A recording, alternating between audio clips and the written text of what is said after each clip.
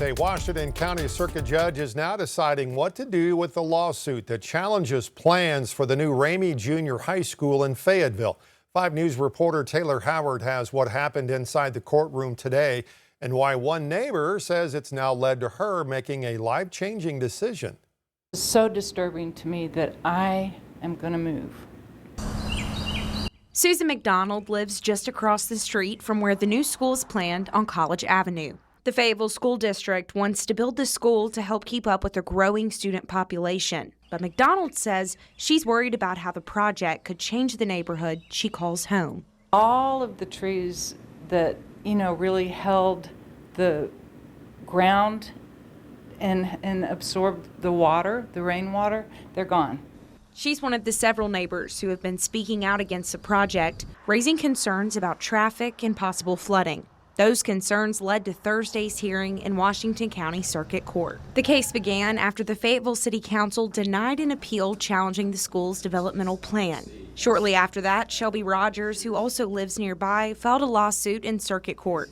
Rogers' attorney asked a judge to put the project on hold while the case moves forward. Fayetteville City Attorney Kit Williams says the city wants the judge to deny that request. We would like to have the judge both grant our motion to dismiss and also to refuse to grant their motion for a stay. We would like to get a positive decision for us in both of them.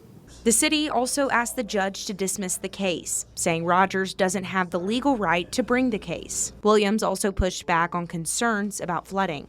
We have very stringent stormwater requirements that try to guarantee that there will not be adverse impacts on downhill neighbors. The judge took both motions under consideration, and there was no ruling Thursday. What's missing is the actual people that are being affected. In Fayetteville, covering news where you live, Taylor Howard, 5 News.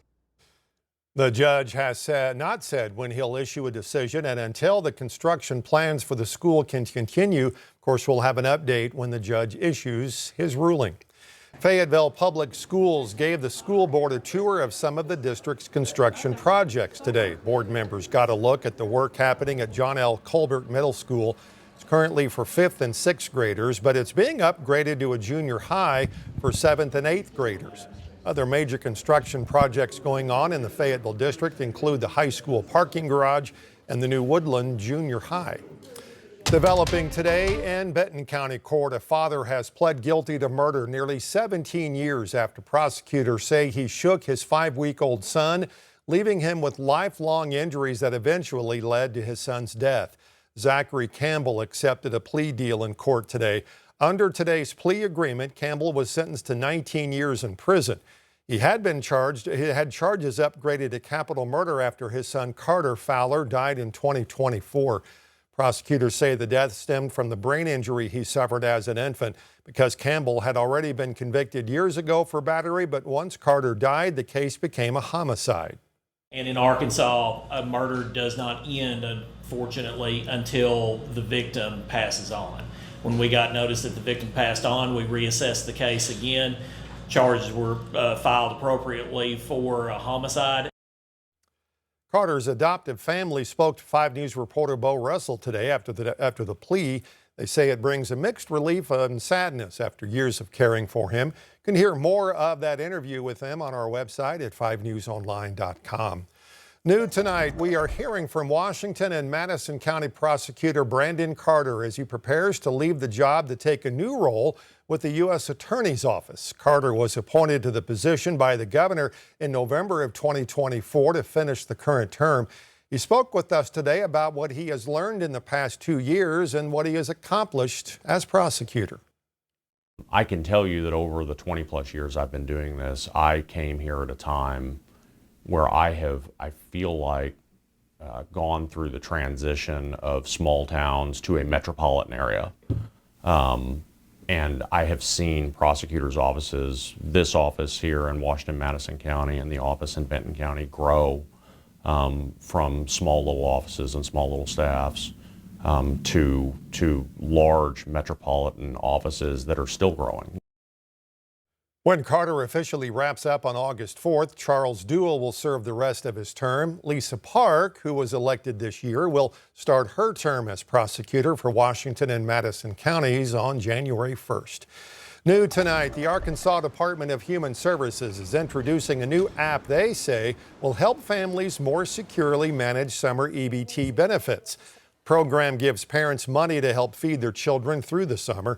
Accounts have recently, though, been targeted by scammers. Well, now there is an app named EBT Edge New. It can be used to manage accounts and adds new protections to keep benefits out of the hands of scammers.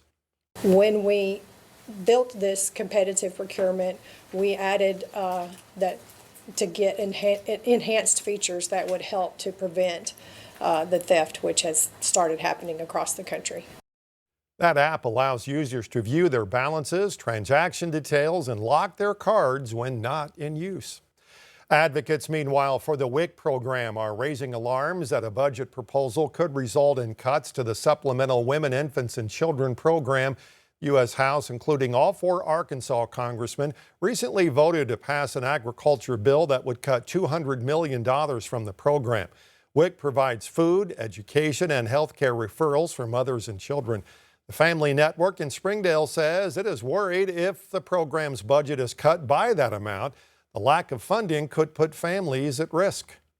From moms all the time, like how they're cutting back on their food so that their baby can eat. I think it would be such a shame and like 10 steps backward if we were to reduce WIC benefits, because it's one of those essential things that moms need.